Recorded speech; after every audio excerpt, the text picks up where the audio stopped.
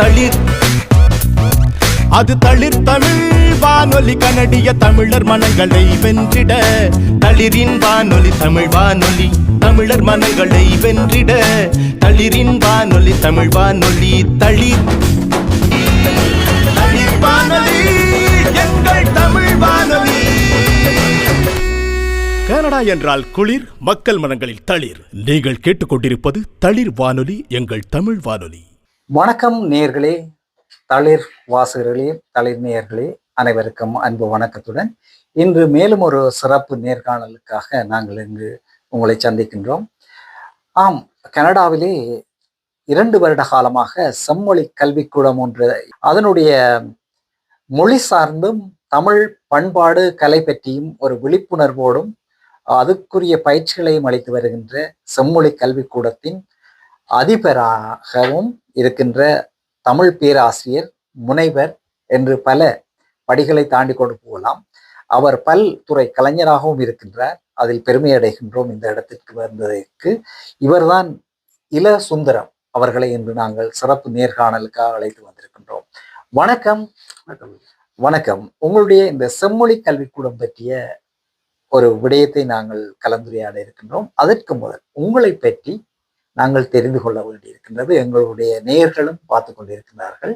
அவர்களுக்கு உங்களை பற்றி குறிப்பிடுங்கள். ஒரு சிறு குறிப்பாக எங்களுடன் பகிர்ந்து கொள்ளுங்கள்.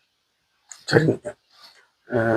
நான் தமிழ்நாட்டில் செட்டிநாடுன்னு சொல்லக்கூடிய ஒரு கிராமத்தில் இருந்து சென்னைக்கு குடியேறி எஸ்ஆர்எம் பல்கலைக்கழகத்தில் ஒரு 14 ஆண்டுகள் பேராசிரியர் மற்றும் துறைத் தலைவராக பணி செய்துட்டு, சீனாவில் இருக்கக்கூடிய யுனான் மின்சு பல்கலைக்கழகத்திலையும் அங்கே ஒரு ஆண்டு பேராசிரியராக பணி செய்திருக்கிறேன்.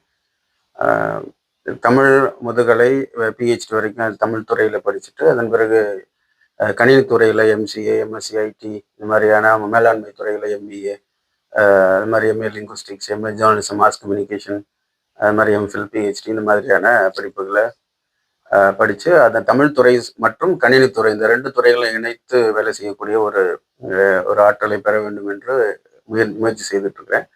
இதில் மற்றொரு சூழ்நிலையில் அந்த கணினி தமிழ் அப்படிங்கிறத தாண்டி இந்த ஆசிரியர் பயிற்சிக்காக உலக நாடுகளில் ஒரு 7 நாடுகளில் ஒரு 450 ஆசிரியர்களை உருவாக்கியிருக்கிறேன். அயலக தமிழ் ஆசிரியர், அதாவது டயஸ்பரா தமிழ் டீச்சர் அப்படிங்கிற ஒரு ஆண்டு பட்டய படிப்பில். பொதுவாக நம்ம தமிழ்நாட்டில் அல்லது இலங்கையில் இருக்கவங்களுக்கு 12ஆம் வகுப்பு படித்ததுக்கு பிறகு ஒரு டிடிஎட்னு சொல்லுவாங்க, டீச்சர் ட்ரைனிங் எஜுகேஷன் சொல்லிட்டு ஒரு 2 ஆண்டுகள் படிப்பாங்க டிடிஎட்னு சொல்லி. அதுக்கு பிறகு இளங்கலை படிப்பாங்க, பிஏன்னு சொல்லக்கூடிய இளங்கலை பட்டப்படிப்பாக படிப்பாங்க. அதன் பிறகு பிஏ முடித்த பிறகு இளங்கலை கல்வியல்னு சொல்லக்கூடிய பிஎட், பேச்சுலர் ஆஃப் எஜுகேஷன் படிப்பாங்க. இந்த மாதிரி ஒரு 5 ஆண்டுகளில் அல்லது 6 ஆண்டுகளில் படிக்கக்கூடிய படிப்புகளை சுருக்கி அது புலம்பெயர் நாடுகளில் வசிக்கக்கூடியவங்களுக்கு இது முழு நேரமாக படிக்கக்கூடிய படிப்புகள். இது ஆசிரியர் பயிற்சிங்கிறது நீங்கள் பிஏ, எம்ஏ, பிஹெச்டி படிக்கிற மாதிரியான ஒரு பட்டப்படிப்பு இல்லை. அப்போது அவங்களுக்கு ஒரு பயிற்சியாக கொடுக்கணும். இது ஸ்கில்.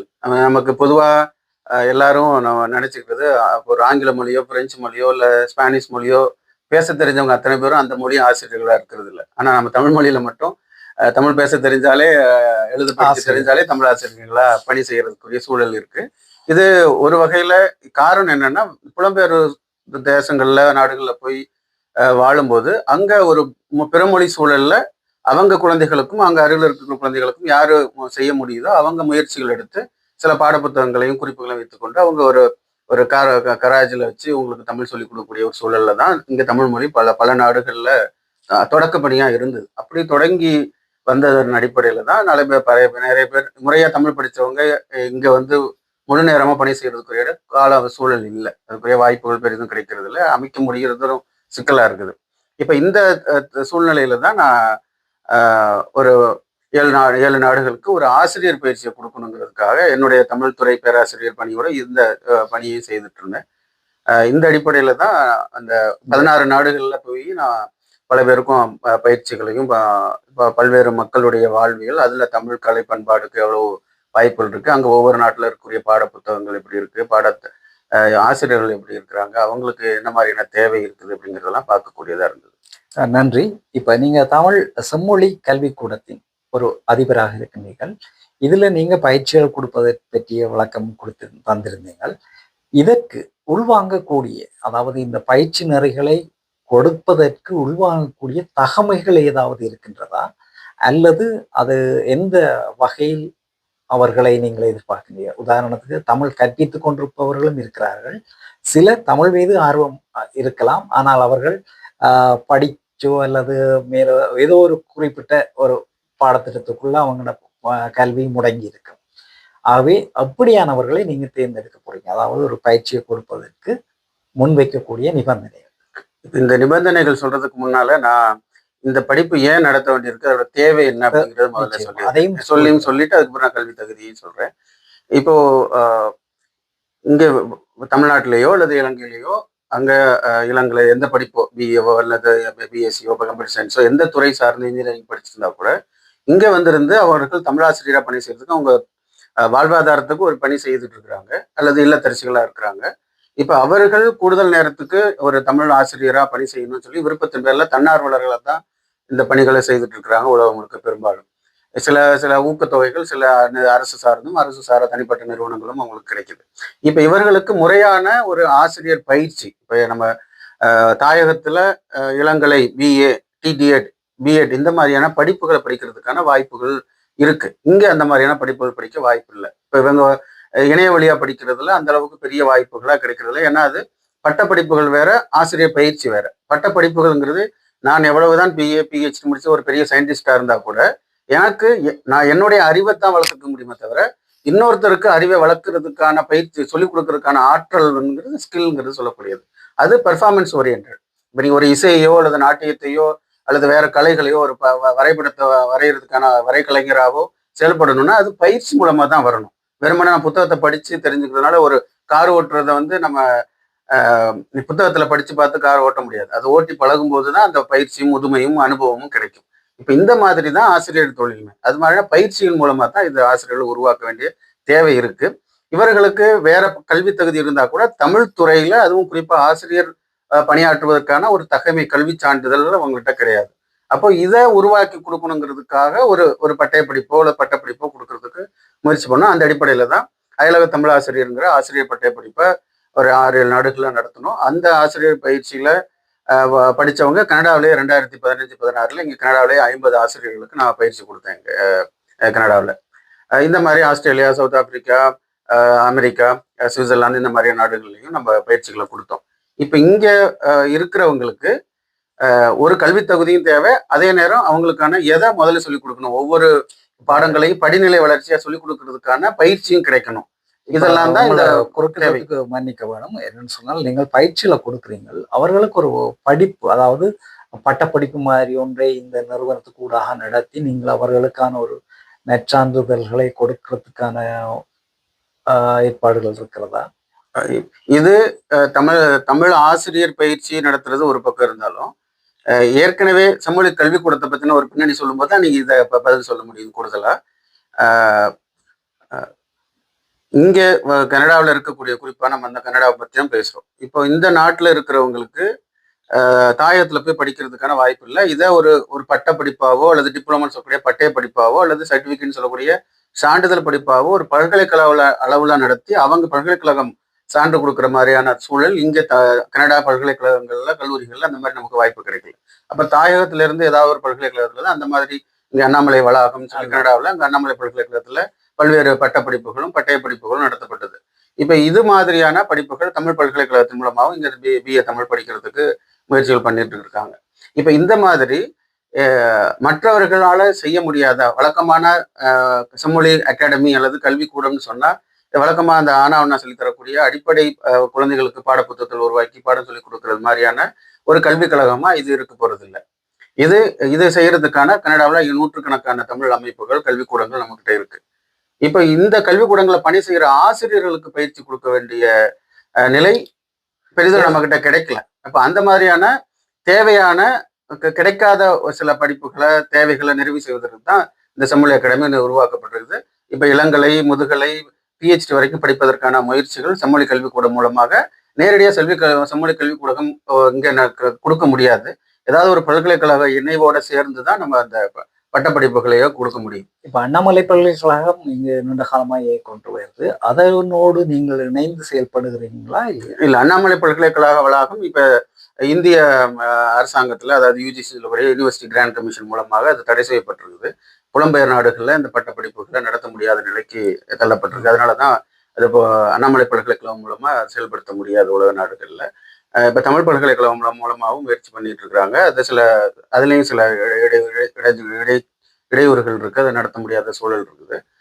இப்ப வேற சில பல்கலைக்கழகங்களையும் நடத்துறதுக்கு நாங்கள் முயற்சி பண்ணிட்டு இருக்கிறோம். அது புலம்பெயர் நாடுகள்ல நடத்துறதுல சிக்கல் இருக்குது. இந்த கடல் கடந்த நாடுகள்ல பட்டப்படிப்புகளை நடத்துறது, இணைய வழியா நடத்துறதுக்கு இப்ப அந்த முயற்சியிலும் நாங்கள் செய்யறோம். இதே நேரம் இந்த ஆசிரியர் பயிற்சிக்கு கல்வி தகுதின்னு ஏற்கனவே நீங்க கேட்டிருந்தீங்க.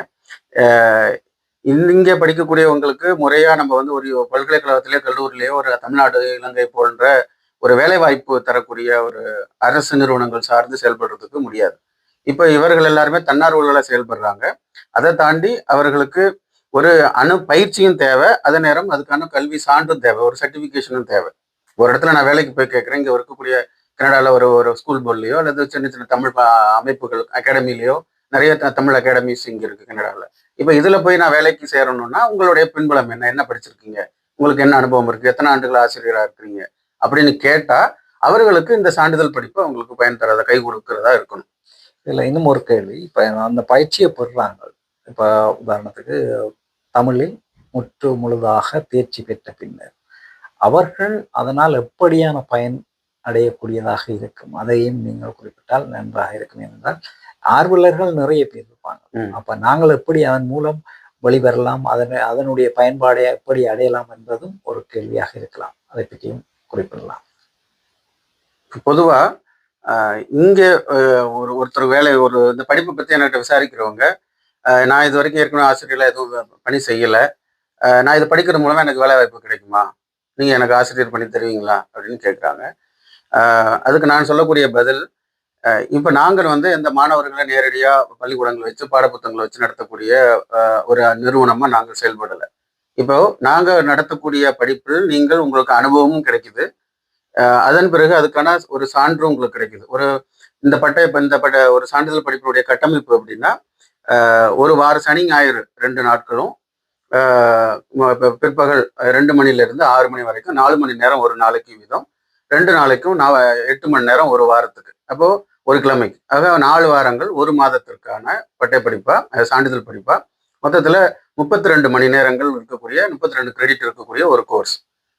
அதுதான் ஒரு சான்றிதழ் படிப்புங்கிறது. ஒரு பல்கலைக்கழகம் வழங்கக்கூடிய தரத்திற்கு அதுக்குரிய பெருமதியான ஒரு சான்றிதழை கொடுக்கணுங்கிறதுக்கான அதுக்கான வழிமுறைகளை கொண்டு ஒரு எழுத்து தேர்வு, ஒரு வாய்மொழி தேர்வு, அதுக்குரிய ஒப்படைவு அசைன்மெண்ட், இந்த மாதிரியான ஒரு அகடமிக் ப்ரொஃபஷனல் கோர்ஸ் மாதிரி தான் இந்த சான்றிதழ் படிப்பை நடத்த போறோம்.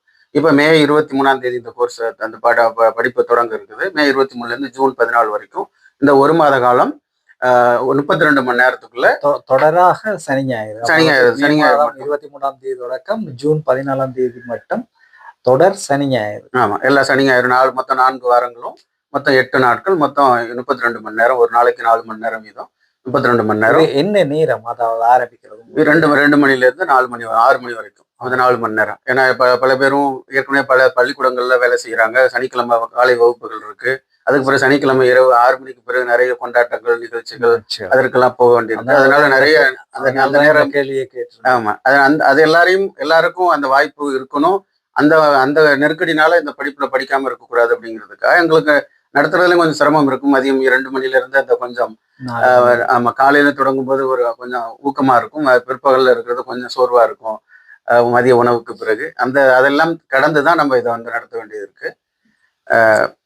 சொல்லுங்க. நல்லது. இந்த செம்மொழி கல்விக்கூடம் ஸ்தாபிக்கப்பட்ட முறைமையும் அதில் எத்தனை பேர் அங்கம் வகிக்கின்றார்கள், அது எப்படி உருவாக்கம் பெற்றது என்பதையும் அதை பற்றி ஒரு செம்மொழி கல்விக்கூடம் 2023 நவம்பர்ல பேராசிரியர் முனைவர் தொல்காப்பி மன்றத்தினுடைய தலைவராக பலரும் அறிஞ்சிருப்பீங்க, அண்ணாமலை பல்கலைக்கழகத்தினுடைய நிர்வாக பொறுப்பாளராகவும் அறிஞ்சிருப்பீங்க. இப்போ அவர்கள் பேராசிரியர் முனைவர் செல்வநாயகி ஸ்ரீதாஸ் அம்மா அவர்களுடைய தலைமையில் அவர்களுடைய உருவாக்கத்துல தான் இந்த செம்மொழி கல்விக்கூடம் உருவாகி இருக்குது. அவர்கள் தான் இந்த செம்மொழி கல்விக்கூடத்தினுடைய தலைவராக இருந்து எங்களுக்கெல்லாம் வழிகாட்டிட்டு இருக்கிறாங்க. நல்லது. இதனுடைய இப்ப 2 வருடங்கள் கடந்து விட்டது. இந்த 2வது வருடம் நீங்கள் இந்த பயிற்சி நெறியை மிக பரவலாகி கொண்டிருக்கிறீங்க. இதுவரை நிறைய பேர் விண்ணப்பித்திருப்பாங்கன்னு நினைக்கின்றேன்.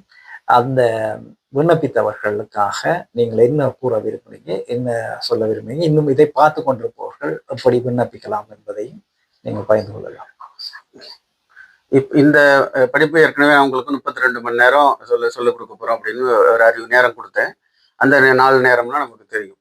இப்ப இதுல பொதுவா தமிழாசிரியரா ஏற்கனவே பணி செய்துட்டு இருக்கவங்களும் இந்த படிப்புல சேரலாம். ஏற்கனவே புதிதாக இது வரைக்கும் நான் தமிழாசிரியராக வேலை செய்யலை, தமிழாசிரியராக வேலை செய்ய விரும்புகிறேன், அல்லது அடிப்படை தமிழ் அறிவை நான் ஒரு இசை ஆசிரியராக இருக்கேன், ஒரு நாட்டிய ஆசிரியராக இருக்கேன், இருந்தாலும் எனக்கு ஒரு கற்றல் கற்பித்தலை பற்றின ஒரு அடிப்படை புரிதலுக்காக, ஒரு பயிற்சிக்காக நான் இதில் படிக்க விரும்புகிறவங்களும் இதில் சேர்த்துக்கலாம். இப்போ இந்த மாதிரி இந்த வகுப்பில் 32 மணி நேரங்கள்லையும் ஒரு தமிழ் இலக்கிய வரலாறு, மொழி வரலாறு, அடிப்படை தமிழ் இலக்கணம், கணினி தமிழ் இணையவழி கல்வியும், கலை பண்பாட்டு வரலாறு, தமிழ் மொழி வரலாறு, இந்த மாதிரியான ஒரு 6 அறிவு சார்ந்த செய்திகளையும் இந்த படிப்புல படிப்பாங்க. படிச்சு அதை பத்தின புரிதல், கலந்துரையாடல் நிகழ்த்துவாங்க. இதை தாண்டி முதன்மையா இருக்கக்கூடியது இந்த ஆசிரியர் திறன்கள். இப்போ ஆங்கிலத்தில் LSRW சொல்லி listening, speaking, reading, writing LSRW சொல்லக்கூடிய இதுல பொதுவாக எல்லாருமே நம்ம முதல்ல சொல்லிக் கொடுக்கக்கூடியது எழுதுறத சொல்லிக் கொடுக்குறோம். ஆனான்னு முதல்ல எழுதுங்கன்னு சொல்லி குழந்தைகளுக்கு முதல்ல இந்த சரஸ்வதி பூஜை அன்னைக்கு கொண்டு போய் அரிசியில் நெல்லிலே அரிசியில் எழுதி கூட சொல்ற பழக்கம், அது ஒரு தொடக்கத்துக்காக சொல்லிக் கொடுக்கறது. ஆனா இது ஒரு தாய்மொழி சூழல்ல இருக்கவங்களுக்கு முதல்ல பேசுறது எழுதுறதுக்கான சூழல், பேசுறதுக்கும் புரிந்து கொள்வதற்கும், அதாவது லிசனிங், ஸ்பீக்கிங் ரெண்டும், கேட்டலும் பேசுதலுங்கிறது தாய்மொழி சூழல்ல இருக்கவங்களுக்கு வீட்டு மொழியாகவும் சுற்றுச்சூழலையும் கிடைச்சிருது. அவங்க பள்ளிக்கூடத்துல போய் படிக்கும்போது அவங்க முதல்ல 1ஆம் வகுப்பு படிக்கும் போதே எழுதுறதுக்கும் படிக்கிறதுக்கும் தான் பள்ளிக்கூடத்துல சொல்லி தர்றது. அப்ப அதை தான் சொல்லுவாங்க லிசனிங் ஸ்பீக்கிங்கிறது கேட்டலும் பேசுதலுங்கிறது சமுதாயம் விளங்கிய நன்கொடைன்னு சொல்லுவாங்க.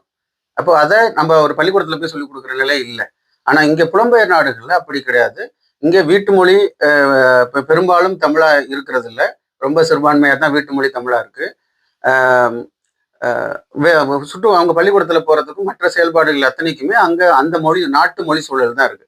அப்ப அவங்களுக்கு பேசுறதுக்கும் எழுதுறதுக்கும் தான் முதல்ல சொல்லிக் கொடுக்கணும், பேசுறதுக்கும் புரிந்து கொள்வதற்கும். அப்ப அதற்கு பிறகுதான் படிக்கிறதுக்கு கடைசியா தான் நம்ம எழுதுறதுக்கு சொல்லிக் கொடுக்குறோம். இந்த மாதிரியான படிமுறை வளர்ச்சி இருக்கு. இதை தவிர என்னுடைய அனுபவத்துல இந்த புலம்பெயர் நாடுகளில் இருக்கக்கூடிய தமிழாசிரியர்களுக்கு பயிற்சி கொடுத்ததன் அனுபவத்துல இந்த ஒரு இலக்கணத்தை சொல்லிக் கொடுக்காம ஒரு லாஜிக்ஸா, அதாவது இலக்கண அளவையியல்னு சொல்லுவோம், கிராமட்டிக்கல் லாஜிக்ஸ்ன்னு சொல்லக்கூடியது. அப்ப இலக்கணமா இல்லாம இப்ப ஒரு சில விதிகளை பட்டியலிட்டு நான் வச்சிருக்கிறோம். இப்ப இந்த விதிகளை சொல்லிக் கொடுக்கும்போது இப்ப நீங்க ஒரு பிறமொழிக்காரங்க அல்லது இங்க பிறந்து வளர்ந்த குழந்தைகளுக்கு எளிமையா விரைவா எப்படி அவங்கள பேச வைக்கிறது, நான் பேசுறதை புரிஞ்சு கொள்ளணும், நீங்க புரிந்து கொண்டு நீங்க பதில் சொல்ல தெரியணும். எழுதுறது படிக்கிறது 2வது, இது முதல் பகுதி. பேசுறதுக்கும் புரிந்து கொள்வதற்கும். இந்த பேச்சு வழக்க உருவாக்குறதுக்கு எங்களுடைய புலம்பெயர் தேசத்துல இன்னைக்கு வேறொரு மொழியில் எங்களுடைய வாழ்க்கை பயணம் போய் கொண்டிருந்தாலும் எங்களுடைய மொழியை நீங்கள் முன்னேற்றுவது பெரிய விடயம். இதில் பெற்றார் தங்களுடைய பங்களிப்பு பிள்ளைகளுக்கு முக்கியமாக கொண்டு வர வேண்டும். அவர்களுக்கு, அதாவது பெற்றார் தங்களுடைய வீடுகளில், இப்ப நான்களும் சொல்வது, நீங்களும் அதைத்தான் விரும்புவீங்கன்னு நினைக்கிறேன், வீட்டில் நீங்கள் தமிழில் பிள்ளைகளோடு கதையுங்கள் என்றால் சில பெற்றார் தங்களுடைய பிள்ளைகளோடு ஆங்கிலத்திலேயே பேசி அந்த பிள்ளைகளுடைய அந்த பேச்சு வழக்கு அங்கு மலங்கடிக்கப்படுகிறது. இது பற்றி உங்களுடைய தாழ்மையான கருத்தையும் எதிர்பார்க்க. இதெல்லாம் இந்த செம்மொழி கல்விக்கூடத்தின் மூலமாக பேச்சு மொழியாக தமிழ், அதாவது ஸ்போக்கன் தமிழ், கான்வர்சேஷன் தமிழ்ங்கிற அந்த சான்றிதழ் படிப்பை நடத்துகிறோம். இதை தவிர தொழில்நுட்பத்தை குழந்தைகளுக்கு, பெரியவர்களுக்கு, குறிப்பாக ஓய்வு பெற்றவர்கள், பணி ஓய்வு பெற்றவர்கள், அதாவது பென்ஷன் எடுத்துட்டு இப்போ வீட்டில் ஓய்வு ரிட்டையர்ட் ஆனவங்க, அவர்களுக்கு இந்த தொழில்நுட்ப இந்த கேட்ஜெட்ஸ், டிஜிட்டல் கேட்ஜெட்ஸ், இந்த தொழில்நுட்ப கருவிகளை கையாளுறதுக்கு, இணையத்தை, கம்ப்யூட்டரை பயன்படுத்துறதுக்கு சொல்லிக் கொடுக்கறதுக்கான அந்த பயிற்சியும் கொடுக்குறோம். இது ஒரு பக்கம் இருக்கு. இந்த பேச்சு மொழியாக தமிழ், இதை நான் வழக்கமா எல்லா கூட்டங்களையும் சொல்றது, தமிழை நீங்க ஒரு ஒரு வழிபாட்டு அறையில, சாமி அறையில, சாமி ரூம்ல செல்ஃப்ல வச்சுட்டு அப்பப்ப திறந்து கும்பிட்டுட்டு ஒரு நாளைக்கு ஒரு நிமிடமோ 2 நிமிடமோ அந்த மாதிரி கும்பிட்டு மூடி வச்சுற மாதிரி இருக்காம, இதை வணங்கும் மொழியா வைக்காம அது புழங்கும் மொழியா கொண்டு வாங்க. நீங்க சாப்பாட்டு அறை மேசையில இருக்கலாம், குளியல் அறையில இருக்கலாம், அல்லது சமையலறையில் இருக்கலாம், அல்லது படுக்கை அறையில் இருக்கலாம், எல்லா அறைகள்லையுமே புழங்கு மொழியா இருந்தால் தான் அது தமிழ் வாழும் மொழியா இருக்குன்னு வழக்கமாக அதை ஒரு கவிநயத்தோட சொல்லுவாங்க. இப்போ இந்த மாதிரி பயிற்சி புழக்கத்துல தான் இது கொண்டு வர முடியுமே தவிர, இதை அப்பப்போ ஒரு அரை மணி நேரம் ஒரு நீச்சல் வகுப்புக்கு, ஒரு இசை பயிற்சிக்கு போகிற மாதிரி, ஒரு நாட்டிய பயிற்சிக்கு 1 மணி நேரம் போகிறது மாதிரி மொழி அந்த மாதிரியான பயிற்சி கொடுத்து கொண்டு வர முடியாது. அது சிந்தனை மொழியா அது தமிழ் மொழி கொண்டு வரணும். இப்ப இதற்கான ஒரு பயிற்சியா தான் பேச்சு மொழிக்கும் எழுத்து மொழிக்குமான வேறுபாடு என்ன. பேச்சு மொழி சில பேர் எழுத்து மொழியிலேயே பேசுவாங்க. நம்ம வந்து மேடை தமிழ்னு சொல்லக்கூடிய அந்த எப்படி எழுதுறோமோ எழுதுற மாதிரி அப்படியே பேசுவாங்க. இப்போ நடைபெற்று கொண்டிருக்கின்றது அப்படின்னு சொல்லுவாங்க. இப்போ நடந்து கொண்டிருக்கிறது, நடந்துட்டு இருக்கு. இப்படி இந்த மாதிரி அந்த எழுத்து தமிழுக்கும் பேச்சு தமிழுக்குமான எப்படி வேறுபாடு எப்படி அப்படிங்கிறது இந்த குழந்தைகளுக்கு தேவைப்படுது. இப்போ அவர்களுக்கு பேசும்போது தயக்கம் இருக்குது. நான் பேசுறது தப்பா இருந்தா எல்லாரும் கிண்டல் பண்ணுவாங்களோ, கேலி பண்ணுவாங்களோ, நம்மளால நமக்கு அசிங்கமா போயிடுமோ அப்படிங்கிறதுக்காக பயந்துக்கிட்டு முழுமையாவே ஆங்கிலத்துல பேச ஆரம்பிச்சிடறாங்க.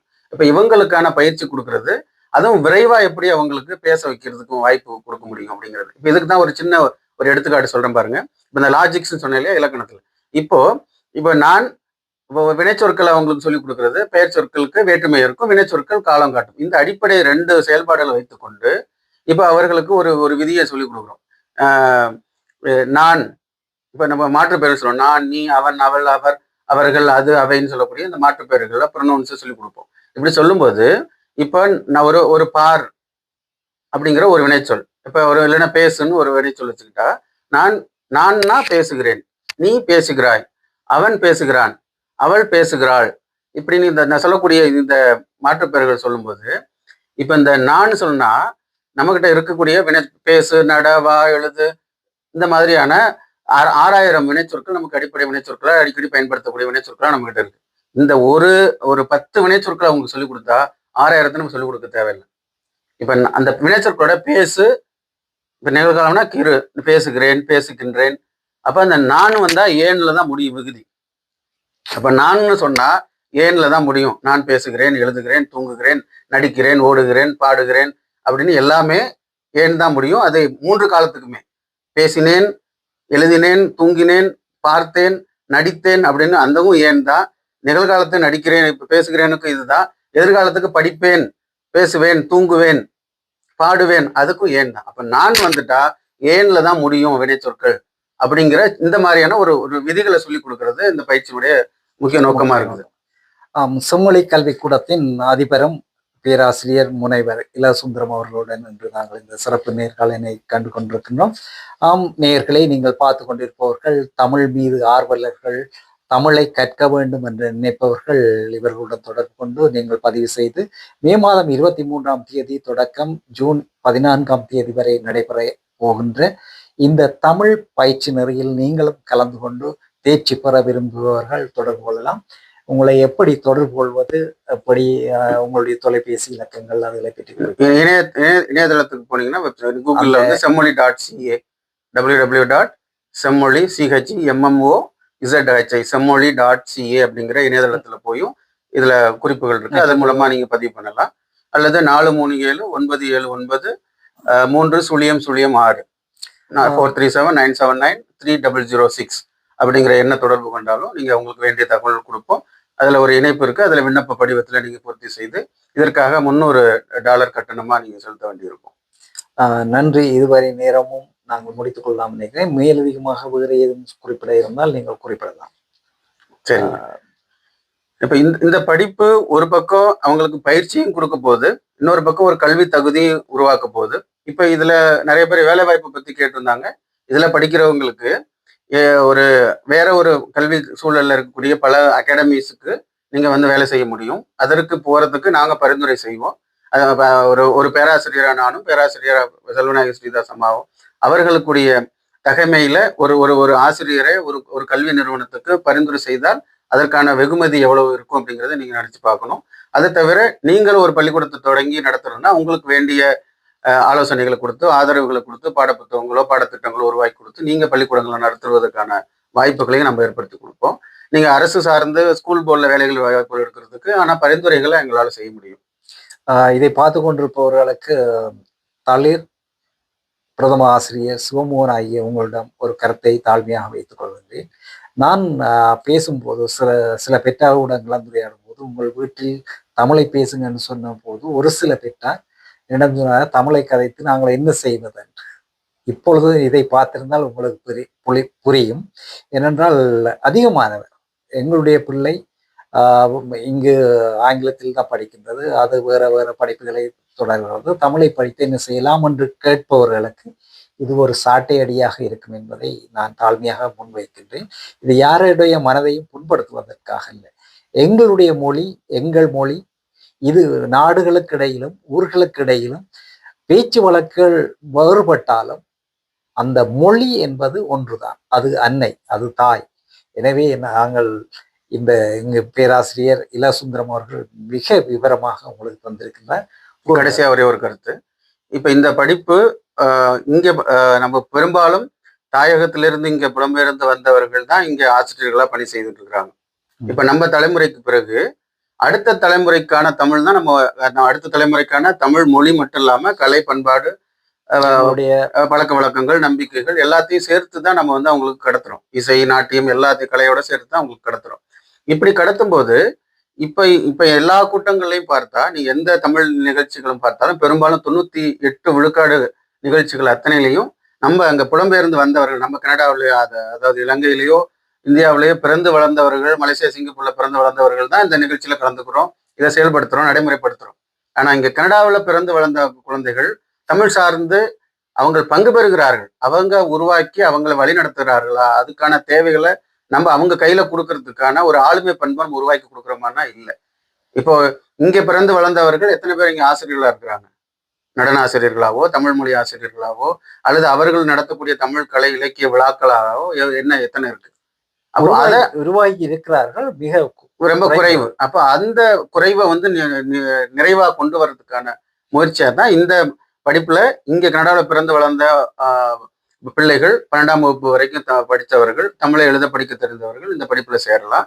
அதை தவிர பெற்றோர்கள், ஏற்கனவே நான் ஆசிரியரா இல்லை, நான் ஆசிரியராக விரும்புறேன், ஏன்னா என் குழந்தைகளுக்கு நான் ஒவ்வொரு இசை பள்ளிக்கும் தமிழ் பள்ளிக்கூடங்களுக்கும் நான் அழைச்சிட்டு போறேன், எழுதி கொடுக்குறேன், வீட்டில் போயிட்டு பாடங்களை சொல்லிக் கொடுக்குறேன்.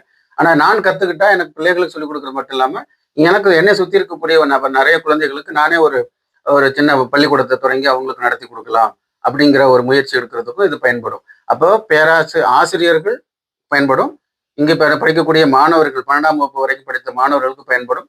அதை தவிர பெற்றோர்களும் இதுல படிப்புல சேரலாம். அப்ப 3 தரப்பினரும் இந்த படிப்புல சேர முடியும். இதுல கல்வி தகுதியா நம்ம வச்சிருக்கிறது 12ஆம் வகுப்பு, அதாவது இங்க 12ஆம் வகுப்பு, அதாவது பள்ளிக்கூடத்தை முடிச்சவங்க பல்கலைக்கழகத்திலேயோ கல்லூரியிலேயோ படிக்கக்கூடியவர்களும் இதுல படிப்புல சேரலாம். வேற இல்லத்தரசிகளா பெற்றோர்களா இருக்கிறவங்களும் சேரலாம், ஏற்கனவே ஆசிரியர்களா வேலை செய்யறவங்களும் சேரலாம். எல்லா தரப்பினருக்குமே இது வந்து மிகப்பெரிய ஒரு ஒரு ஆளுமை மிக்க ஒரு பயிற்சியாகவும் அவர்களுக்கு ஒரு முழுமையடைந்த ஒரு பயிற்சியாகவும் அமையும். ஏன்னா ஒரு 5 ஆண்டுகள் படிக்கக்கூடிய படிப்பை தான் நான் ஓராண்டு பட்டய படிப்பா அந்த படிப்பை உலக நாடுகள் நடத்திட்டு இருந்தோம். இப்ப இந்த படிப்பை 1 மாசத்துல சுருக்கமா கொடுக்கறதுங்கிறது பெரிய சவால். அப்போ வெறுமன இலக்கிய இலக்கண அறிவு அத்தனையும் கொடுக்க வேண்டியிருக்கும், அறிவு சம்பந்தமாகவும் கொடுக்க வேண்டியிருக்கும், அல்லது ஒரு வினாத்தாள் தயாரிக்கிறது, வகுப்பறை ஆளுமை, கிளாஸ் ரூம் மேனேஜ்மெண்ட் சொல்லக்கூடியது, குழந்தை உளவியல், அதுக்கு பிறகு மொழி கற்பித்தல் உத்திகள், இலக்கியம் எப்படி கற்பிக்கணும், இலக்கணத்தை எப்படி கற்பிக்கணும், துணைப்பாடத்தை எப்படி கற்பிக்கணும், இந்த மாதிரியான பல்வேறு கற்பித்தல் உத்திகள், இப்ப இருக்கக்கூடிய தொழில்நுட்பம் சார்ந்து எப்படி வகுப்பறையை நம்ம டிஜிட்டல் பெடகாஜின்னு சொல்லுவோம், இந்த மாதிரியான தொழில்நுட்பம் சார்ந்தும் நம்ம வகுப்பறைகளை மாணவர்களை எப்படி ஒரு திறமிக்க ஒரு வகுப்பா கொண்டு வர்றதுக்கான பயிற்சியை தான் இந்த பயிற்சி இருக்க போகுது. நன்றி. இதில் இன்னும் ஒரு விடயத்தை குறிப்பிட்டு இந்த சிறப்பு நேர்காணலை முடித்துக் கொள்ளலாம். இங்கு அதாவது இசை ஆசிரியர்கள் எல்லாரையும் குறிப்பிடவில்லை, ஒரு சில இசை ஆசிரியர்கள் தங்களது மாணவர்களுக்கு அந்த பயிற்சியை கொடுக்கும் போது, அதுபோன்று நடன ஆசிரியர்களும் தங்களுக்கான மாணவர்களுக்கு அந்த பயிற்சி நிறைகளை வழங்கும் போது தமிழ் தெரியாத மாணவர்கள், தமிழ் மொழி தெரியாதவர்கள் அங்கு சென்றால் அவர்களுக்கு அந்த குறிப்புகளை ஆங்கிலத்தில் அவர்கள் படித்துக் கொள்கிறார்கள். ஆங்கிலத்தில் அந்த குறிப்புகளை எடுத்து அவர்கள் மனப்பாடம் செய்து பாடுகிறார்கள், ஆடுகிறார்கள். இதனால் அந்த மொழி இழந்து அந்த கலை வடிவம் வெளிவரும் போது அங்கு அது ஒரு மந்தகதியாக இருக்கின்றது. ஏனென்றால் நானும் பாடல்கள் பல எழுதியிருக்கின்றேன், பாட வைத்துக் கொண்டிருக்கிறேன் இங்குள்ள குழந்தைகளை. அதில் நல்ல குரல் வளம் இருக்கும், ஆனால் அந்த குரல் வளம் கொண்ட ஒரு பிள்ளை, உதாரணத்துக்கு குறிப்பிடுகிறேன், எல்லாரையும் குறிப்பிடவில்லை, சில இசை ஆசிரியர்கள் தங்களுடைய பொருளாதார ரீதியாக பணம் ஈட்ட வேண்டும் என்பதற்காக அந்த இலகுவான முறையில் ஆங்கிலத்தில் தியரிகளை கொடுத்து மாணவர்களை படிப்பித்துக் கொண்டு போகிறார்கள்.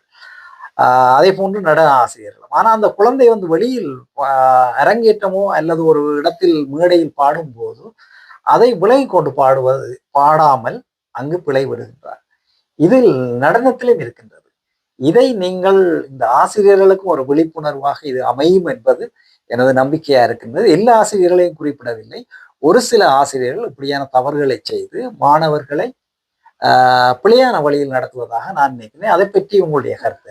இல்லை, இதுல குறை சொல்றதுக்கு ஒண்ணும் இல்லை. ஏன்னா எல்லாமே வணிகமயமாகி போயிட்டது.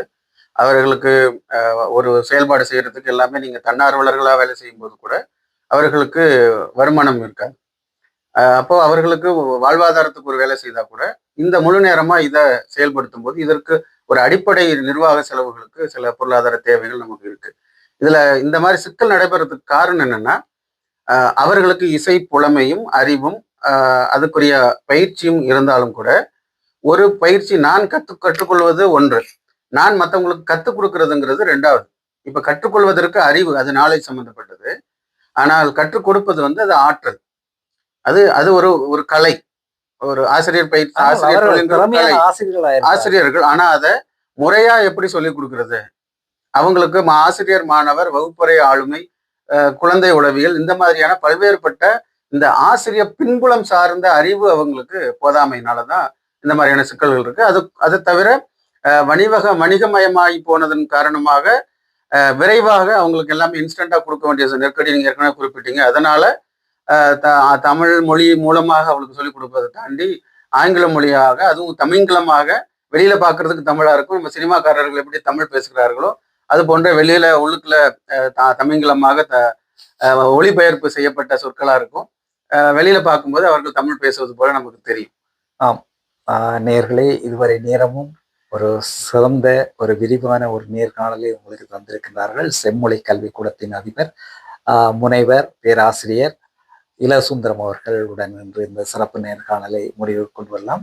எங்களுடைய தமிழ் வானொலி நூடாக உங்களை அழைத்து வந்திருக்கின்றோம். நீங்கள் இதுவரை காலமும் தளிர் இன்றுதான் முதல் முறையாக வந்திருக்கு. எங்களை பற்றி தளிர் ஊடகத்தை பற்றி எந்த அளவுக்கு அறிந்திருக்கிறீர்கள், எங்களுடன் பகிர்ந்து கொள்ள முடியுமா? நான் கனடாவுக்கு 2015 அப்பப்போ வந்துட்டு போறவனா இருந்திருக்கேன்.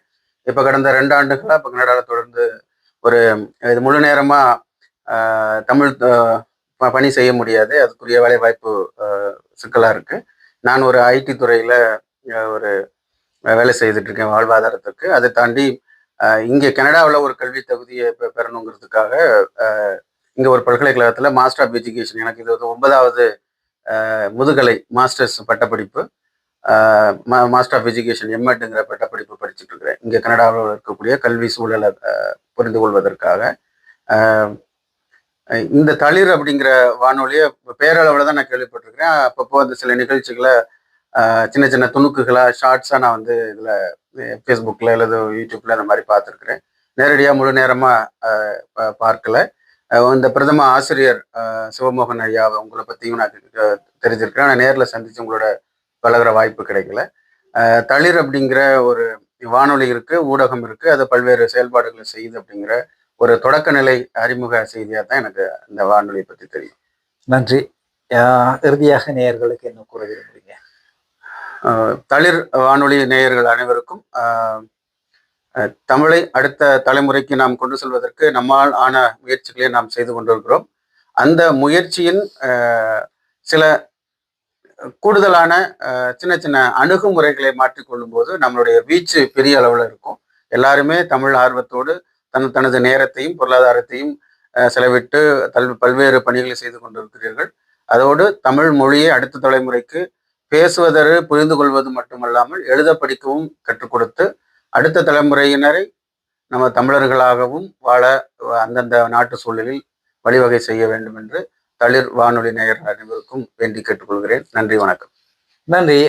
இதுவரை நேரமும் எங்களுடன் பகிர்ந்து கொண்ட செம்மொழி கல்விக்கூடத்தின் அதிபரும் பேராசிரியர் முனைவர் இளசுந்தரம் அவர்களிடமிருந்து விடைபெற்றுக் கொள்ளும் முன்பு இதை பார்த்து கொண்டு இருக்கின்ற அனைவரும் இந்த பயிற்சி நெறியில் பங்கெடுக்குமாறு அன்பாக கேட்டுக்கொள்கின்றோம். மேலும் இன்னும் ஒரு நிகழ்விலே உங்களை சந்திக்கும் வரை உங்களிடமிருந்து விடைபெற்றுக் கொள்கின்றேன். தளிர் பிரதம ஆசிரியர் சிவமோகன். நன்றி, வணக்கம். நன்றி, வணக்கம்.